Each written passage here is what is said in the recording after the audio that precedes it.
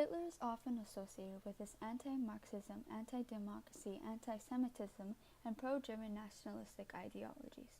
By 1932, his party had grown to be the biggest party on the Reichstag, despite not being originally as significant. So what owed him and his party's success and popularity? What made the Nazis and their ideology so appealing? But the real question is, who voted for Hitler and the Nazis, and why? In the following video, we have invited prestigious professors to go into detail about the aspects that have contributed to the Nazi Party and Hitler's growth in votes in these past elections. In 1930, Hitler and the Nazis pushed forward a campaign unlike any other campaign seen in Germany before. Why?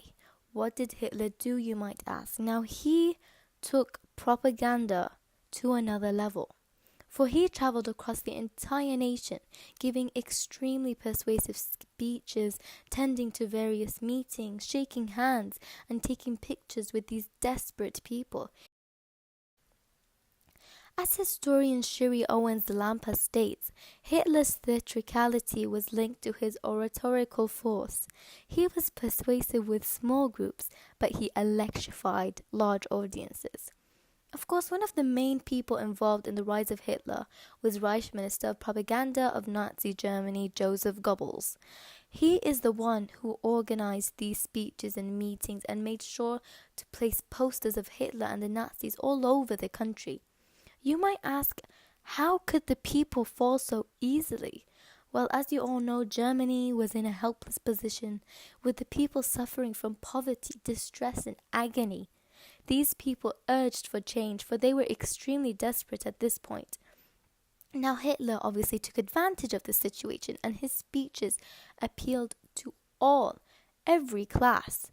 For he spoke about solving unemployment, expanding the army, restoring Germany's glory, and most importantly, he aimed to make Germany great again, through ending all war reparations to the Allies, forgetting about the Treaty of Versailles, and treating these Jews harshly. These ideas clearly appeal to all of these distressed people, and as the man himself, Hitler, said, through clever and constant application of propaganda, people can be made to see paradise as hell, and also the other way around, to consider the most wretched sort of life paradise. Now you see why Hitler and the Nazis appealed to the people. So let's take a look at who actually voted for them. Germans responded to economical crises by voting according to what they perceived as their best economical self-interest. According to a study conducted by Harvard political scientist Gary King, mathematician Ori Rosen, and historian Martin Tanner, the previous analysis of German electoral results of the early 1930s are flawed. These analyses led to three theories, the first of which is the catch-all theory. This theory states that the Nationalist Socialist Party only gained voters because people were dissatisfied with other alternatives.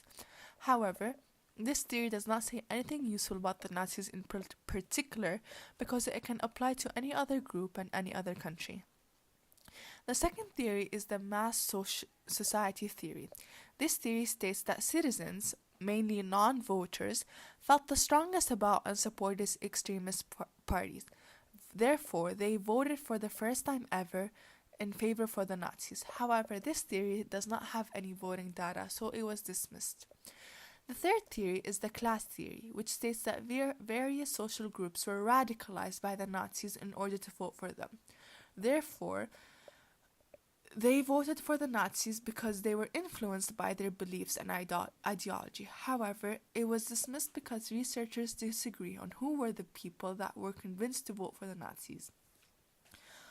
A socialist, Seymour Martin Lipset, states that the typical Nazi voter was a middle-class, self-employed Protestant who lived in a farm or in a small community. However, socialist Richard F. Hamilton states that it was only upper classes like the white-collar and the self-employed Germans that were the basis of the Nazi electoral support. Due to Germany suffering from hyperinflation in the 1920s and the economical depression in 1929, unemployment increased and incomes fell, which led to two groups being dissatisfied by the overall political and economical situation. The first group were the unemployed who turned to the Communist Party because of their community property ideology, which states that in a marriage, both spouses have equal shares of the finances, and that if they divorce, both of them get equal advantages. The second group of people were the working poor, like the artisans, shopkeepers. Hitler's support was higher in the Protestant areas than in the Catholic regions. This is because the Catholic Church strongly condemned anyone who voted for Hitler. Therefore, it was mostly Protestants who voted for him because the Catholics did not want to go against their church. Thank you. There are many geographical factors that affected elections that took place in Germany. This is very evident in the March elections of 1933. When looked at the map, it is seen that the eastern coast, or the former Prussian territories, had majority of the votes, with the exception of Berlin, which had the lowest level of support. Ironically, it became the capital for the Nazis later on. The south and the west side had fewer votes for Nazi Germany because they were independent German states up until 1871. The Nazi Party had the most seats in the Reichstag. However, they were still not a majority. It had gained 43.91% of the votes and had gotten 44.51% of the seats, which made it the largest party in the Reichstag without a clear mandate. The Nazis changed their strategy to gaining electoral votes rather than seizing power through a coup because of the failure of Hitler's Munich beer hall putsch in 1923. Regarding the changed strategy of the Nazis to gaining electoral votes, the historian Ian Kershaw said, "The repeated claim before the seizure of power that the NSDAP, as a national social revolutionary movement and not simply another political party, would create new bonds of unity through its elimination and transcending of the party system, was highly attractive and conveyed much of the Nazism's dynamic appeal." Today, many that supported Nazi are not a part of Germany. For example, Poland and the Soviet Union. A big factor that affected these elections was the gender of support. During the Depression, the NSDAP, rather than the German left, attracted more female voters. For a long time in the Weimar Republic's history, women voted significantly fewer than men, especially in the rural areas. And when they were given the chance, they most likely followed their husband's opinions. Despite this, there were noticeable differences between the votes of the men and women. However, the gap between the two genders was becoming fewer and fewer as time went on. As said by the historian Theodor Abel, support for the NSDAP extended far beyond the lower middle class to elements of the socially established Grossbürgertum, upper middle class, as well as to sizable segments of the blue-collar working class. At the height of its electoral popularity in 1932, the NSDAP had managed to transcend the basic cleavages of German political culture, mobilizing a mass following that was without precedent in its extraordinary social diversity. It is no surprise that in the elections of July 1932, the NSDAP gained the votes of about 6.5 million German women. Another adding factor was the age.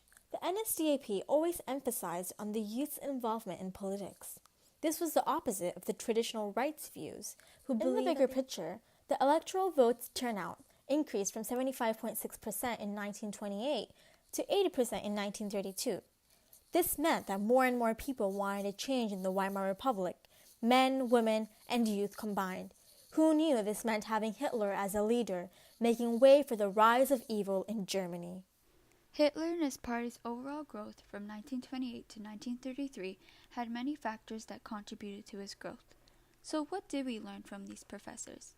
Well, Hitler and the Nazi Party pushed forward a major campaign in which he would travel around the country to say his speeches as well as greet people and kiss babies in a somewhat theatrical manner. He used his powerful oratory skills to appeal to the desperate citizens and addressed in his speech getting revenge on the Allies as well as making Germany a better place to live. Germans voted with their own interests economically at heart, and that the 1930s elections results would have been falsely analyzed, and it can be seen in theories such as catch-all, mass society, and class theories.